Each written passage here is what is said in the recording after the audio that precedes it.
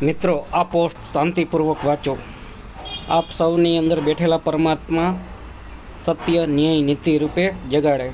મિત્રો, આપણે કેવા કેવા ધારાસભ્ય, કેવા કેવા શાસન સભ્ય, કેવા કેવા મંત્રીઓ, કેવા કેવા મુખ્યમંત્રીઓ, કેવા કેવા પ્રધાનમંત્રીઓ ચૂનાવી છે।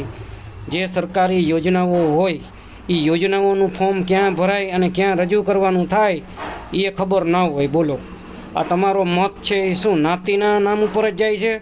શું ધર્મના નામ ઉપર જ જાય છે? શું નાતીના આગેવાનો તમારા યોજનાઓના લાભ મળે એવા કોઈ પ્રયત્ન કરે છે? શું નથી કરતા? જો સમજો મિત્રો, આ તમે આજે નહીં સમજો ને તો આવનાર પેઢી દર પેઢી તમે ગુલામ થઈ જશો।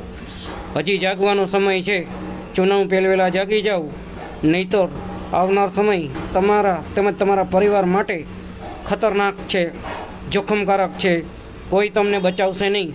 આપણે કોઈ અધિકારી ક્લાસ 1 યાની કે વિભાગ 1થી કરી અને વિભાગ 100 સુધીના અધિકારીઓ અથવા કર્મચારીઓને દોષ દેવાની જગ્યાએ તમે તમારા મત દીધો છે એ વિસ્તારના સરપંચથી કરી અને સરપંચના સભ્યો, ધારાસભ્યથી કરી અને ધારાસભ્યના મળતિયાઓ, શાસન સભ્યથી કરી અને શાસન સભ્યોના મળતિયાઓ, મુખ્યમંત્રીથી કરી અને મુખ્યમંત્રીના મળતિયાઓ, પ્રધાનમંત્રીથી કરી અને પ્રધાનમંત્રીના મળતિયાઓ, એને પૂછવાનો અધિકાર નથી? શું આંગળી ઉપર મત દઈને છૂટી જવાનું?